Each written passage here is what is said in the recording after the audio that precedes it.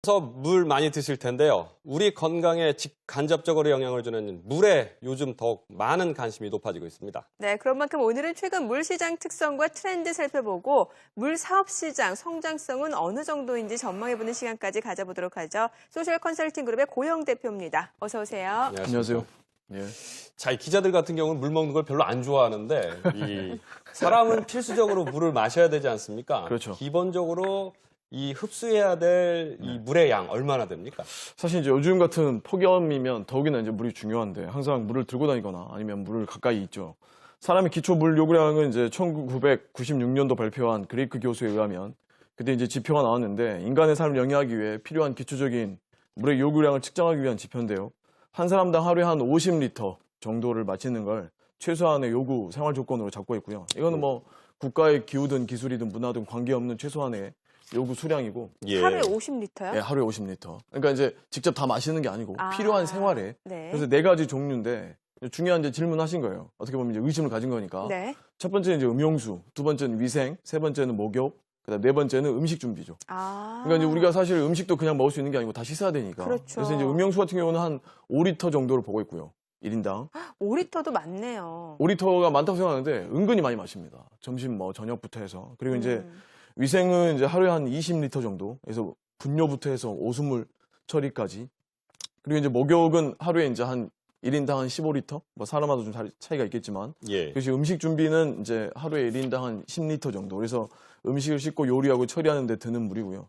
재밌는 건 이제 인구 수랑 같이 가기 때문에 도시가 얼마나 빨리 성장하느냐에 따라 획은 이제 더 폭발적으로 늘어나고 있습니다. 네. 예, 수치. 자, 이렇게 하루에 생활하는데 50리터가 필요하다고 하는데 전 세계에서 또 물 부족 국가도 아직 많은 상황인데 맞습니다. 이 물 기근 국가라고 하죠. 이 물 기근 국가 개념 정의부터 좀 짚어보도록 하죠. 사실 이제 우리가 이제 물 기근 국가나 물 부족 국가 이런 개념을 쓰긴 네. 하는데 그 이제 최근에 더더욱이나 이제 관심을 갖고 있는 거고요. 이미 알고 있는 그 역사상 꽤 컸던 제국이었던 로마 같은 경우는 천년 역사 가운데 가장 중요시했던 자원 중에 하나가 물이거든요.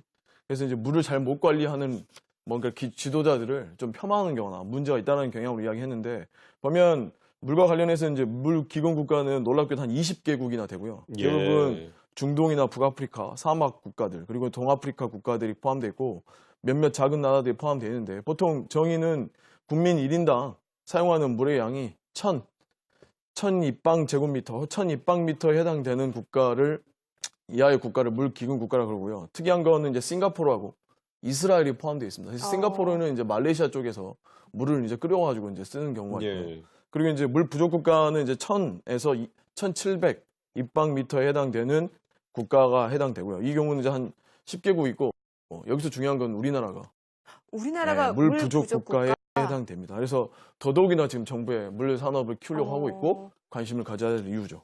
그렇군요. 예. 우리나라 같은 경우 물 부족 국가인데 물을 참 많이 주변에서 보면 저를 비롯해서 많이 낭비하는 경우가 많이 그렇죠. 있거든요. 예.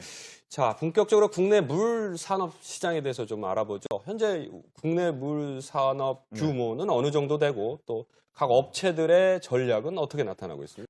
사실 이제 수자원공사에 따르면 우리나라 이제 물 시장 규모는 2023년까지 계속 증가하는데 31조 원 정도로 예상하고 있고요. 예. 꽤 크죠. 2014년에는 18조 원 정도 됐고요. 이게 이제 연평균 한 6% 정도 나옵니다. 그래서 상당히 이제 관심을 가져야 될 산업이고요. 특히 이제 물 공급 시설이 이제 커지는데 2015년에 연간 이미 24조 원의 규모로 성장을 했고요.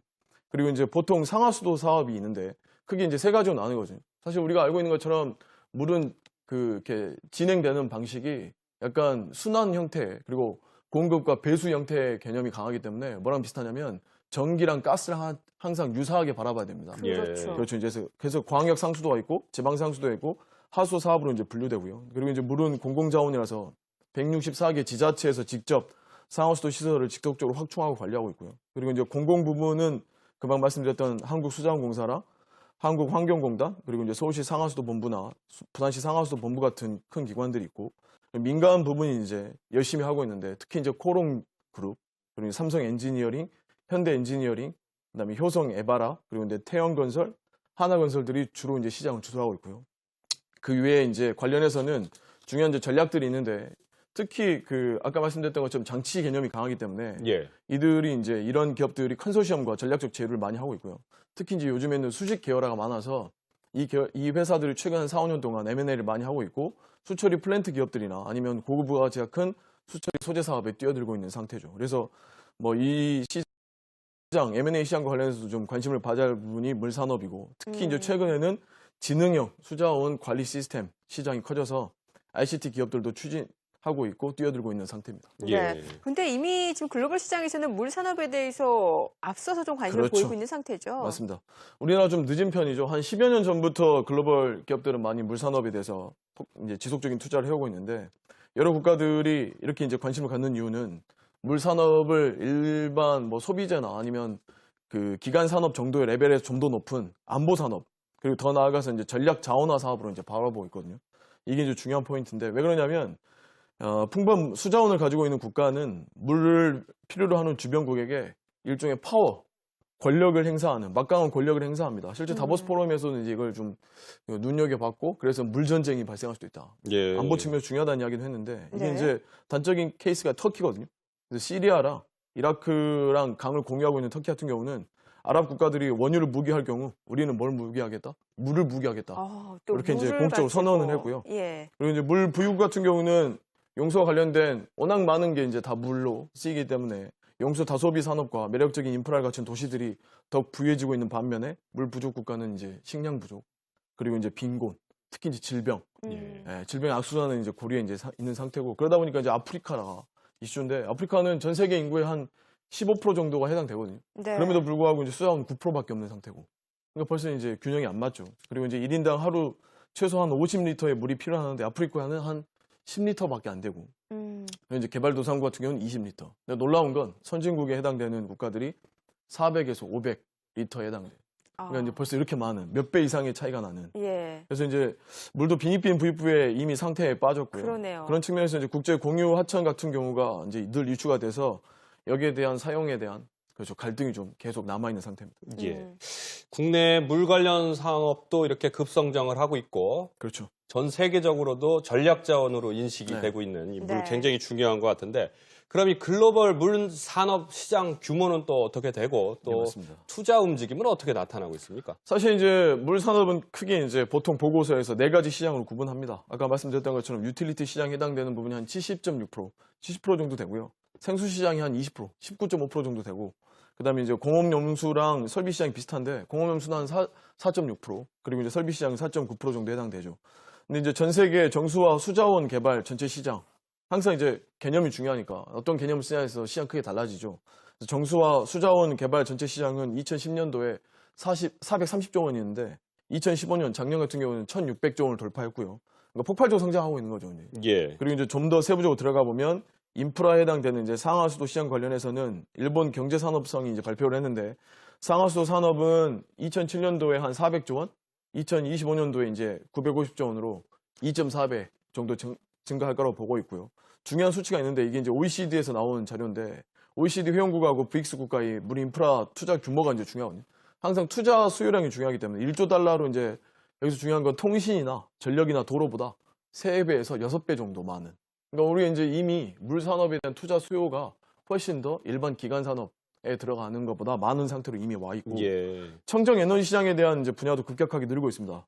아마 아시는 것처럼 신재생 에너지 측면에서 수력 발전 같은 경우는 워낙 청정 에너지라 큰 잠재력을 띠고 있는데 이게 이제 전 세계 수력 발전 잠재량만 70%에 해당되는 2,700기가와트가 미개발 상태고요. 그러니까 이제 더 많이 개발되겠죠 앞으로.